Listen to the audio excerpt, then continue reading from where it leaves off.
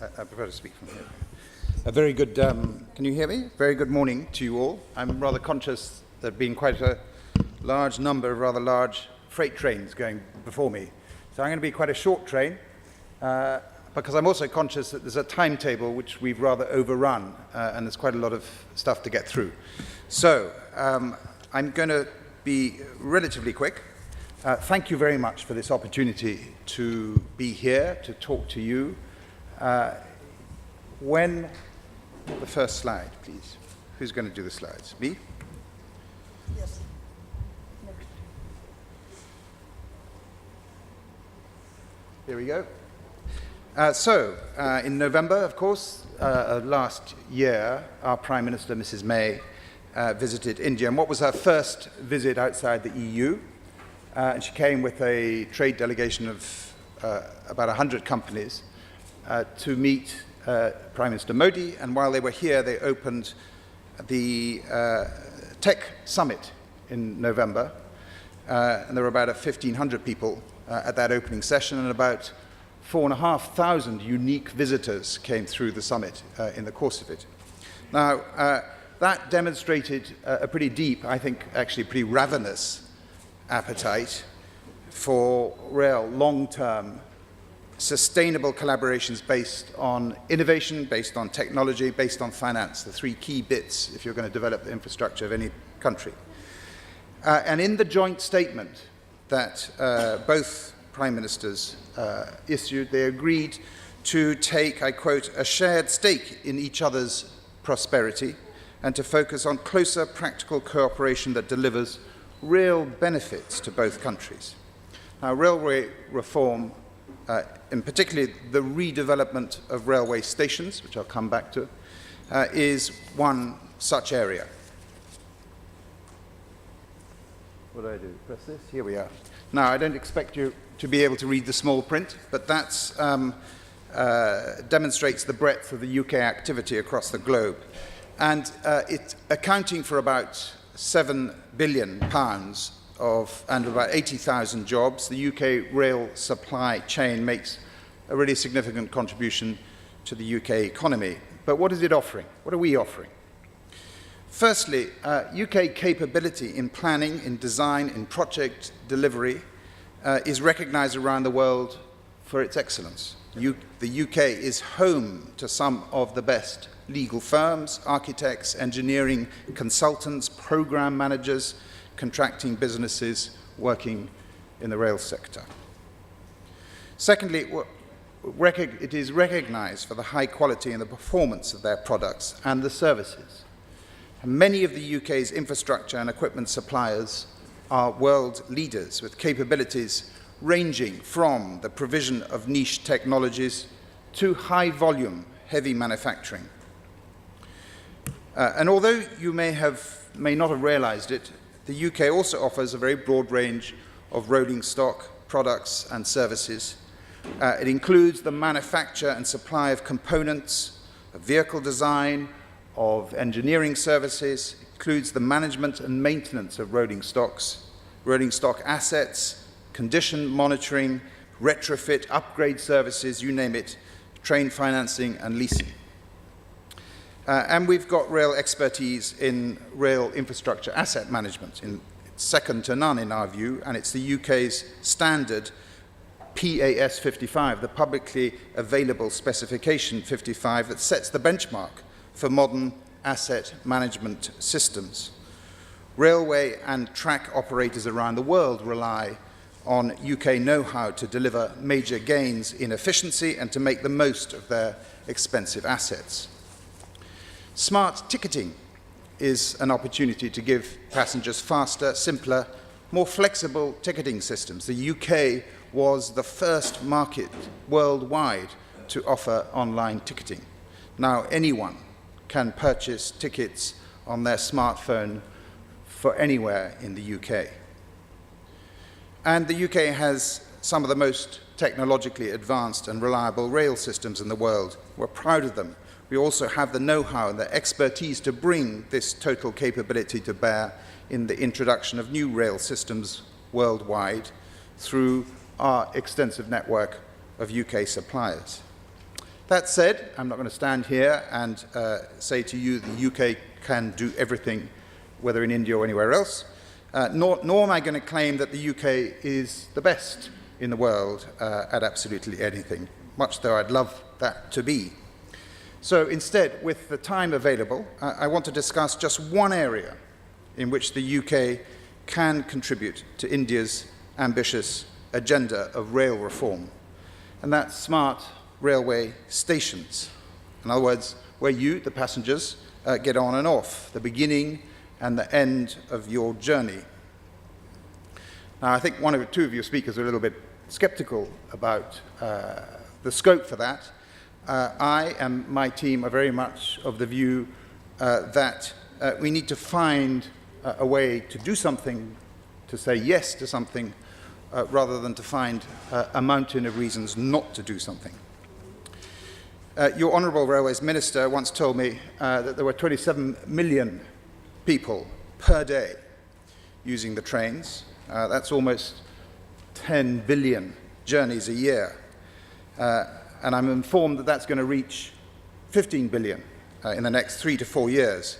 So that's a lot of people getting on and off your trains at somewhere in the region, I think, of 8,000 stations. That behind me is King's Cross in London, King's Cross Station, following a major renovation.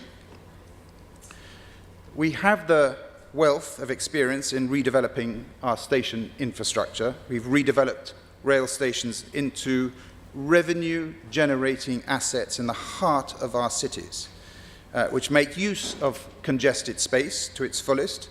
They provide a safe and convenient place for passengers and citizens not only to board the trains, but to work, to socialize, and inevitably to shop. Indian rail stations are in prime locations at the heart of cities. If stations are redeveloped to the highest standards, then the revenue-generating model can be used to invest in the wider rail infrastructure. No one pretends this is going to provide the revenue gap for developing the railways. That argument gloriously misses the point. Making really effective use of prime real estate in the centre of cities will also act as a catalyst for the wider economic growth, as has been demonstrated in British cities such as Birmingham, such as London, and elsewhere. King's Cross, here behind me, lies at the heart of the busiest transport interchange in the country.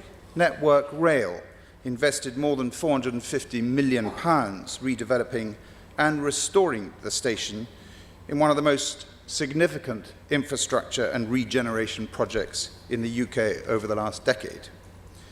Despite the major disruption to an important rail hub, a full train service was maintained throughout the improvement work.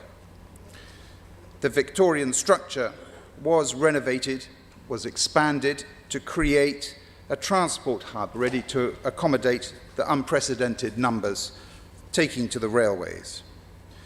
The station redevelopment has been the catalyst for one of the largest regeneration schemes in Europe, attracting £2.2 billion of private investment.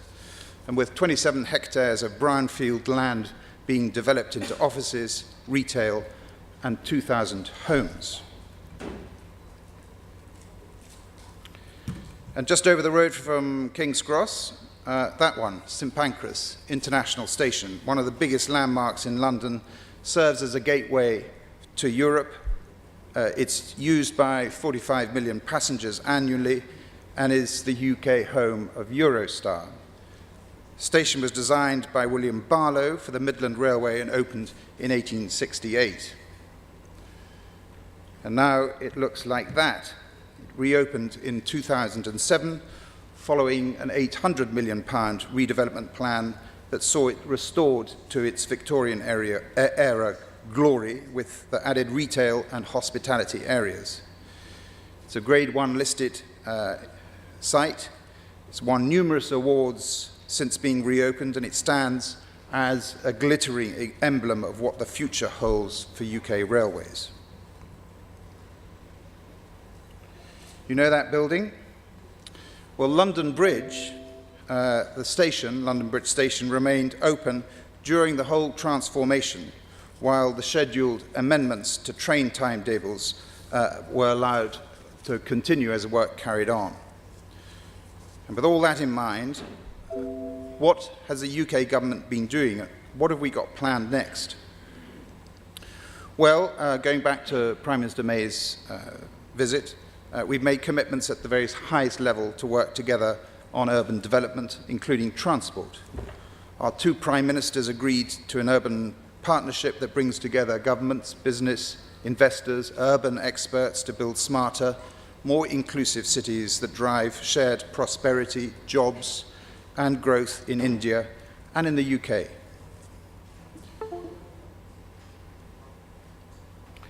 So as initial practical initiative under the urban partnership, our Prime Ministers welcomed the new technical assistance for the redevelopment of Varanasi railway station under the Varanasi Smart City Development Plan. We're investing UK government money in developing a pre-feasibility plan for the station, not only to determine the commercial viability and the revenue-generating potential of the station, but to develop plans which ensure that the new station will catalyse wider economic development of the city while appropriately preserving the DNA of India's holiest city.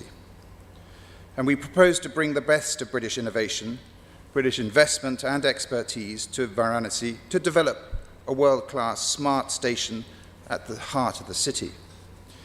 And we're keen to develop this spirit of collaboration elsewhere. Towards the end of May, I'll be delighted to welcome a visit from our International Development Secretary, who will continue talks on urban partnership. At the end of June, our Infrastructure Trade Minister, Greg Hands, will be leading a trade delegation of leading UK infrastructure companies.